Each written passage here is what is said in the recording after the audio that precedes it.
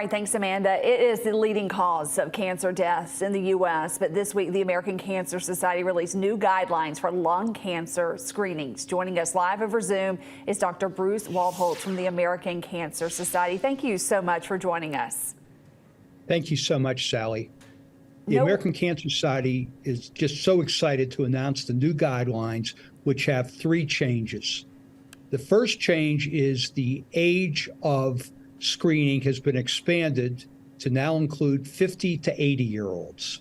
The second change is a decrease in the amount of smoking history required to be recommended for screening. It's now 20 pack year history, which is the average of smoking 1 pack a day for 20 years. Previously, that was 30 years.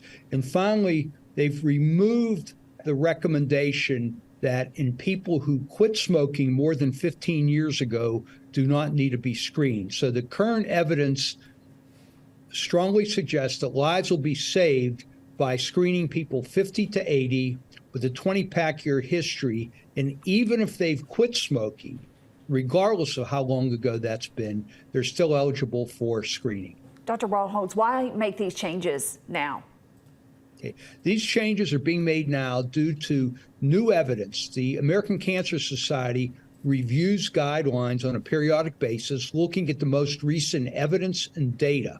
And looking at the data by expanding the ages, which previously were 55 to 74, there are a total of almost 5 million Americans who will be eligible for screening under these criteria. And early detection with lung cancer, along with other cancers, leads to increased survival and decreased mortality. What is your message to someone who falls into this category now, even if they say, hey, I feel just fine? Okay. Screening, just like with breast cancer screening or colorectal screening, is for asymptomatic people to undergo a test before that cancer has demonstrated or caused any symptoms or problems. Those cancers are generally detected at an earlier and very treatable stage. So if you fall in the category 50 to 80, smoke 20 pack year history, please, please, please talk to your physician about being screened for lung cancer. Lung cancer is the leading cause of cancer deaths in the U.S. What does the research show about the earlier you catch it? What are your chances of surviving?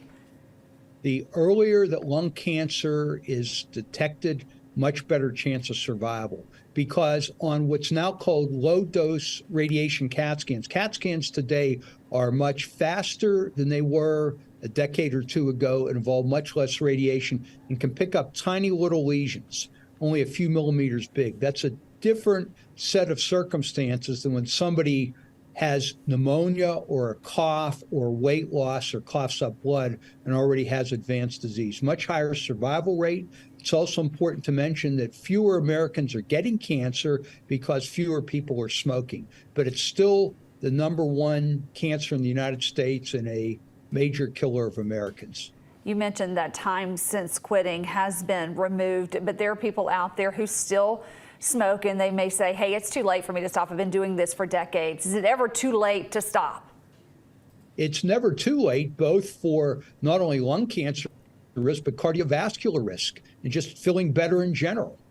But if people cannot stop smoking, that doesn't mean they shouldn't be screened. They still should be screened. Prevention by never smoking to begin with is very important. The American Cancer Society and our advocacy arm, the American Cancer Society Cancer Action Network, really works with governments on all levels, local, state, and federal, on programs to work with tobacco cessation, education, treatment, and research, and guidelines for that matter. And there's some great resources. Yeah, great resources out there as well to help people quit smoking. But there are some people who have never smoked a day in their life and they still get lung cancer. You mentioned a few of those. What are those warning signs of lung cancer? Well, you're exactly right. First of all, about 20% of people with lung cancer never smoked, whether that's due to occupational exposure, that's a different type from asbestos, mesothelioma, or secondhand smoke, or living in cities with a lot of pollution are all possible. But if you have a new cough that persists, if you cough up any blood, that would be very important to seek medical attention immediately. Dr. Waldholtz, where can we go to find more information? The American Cancer Society website at cancer.org has wonderful information about lung cancer and all types of cancer.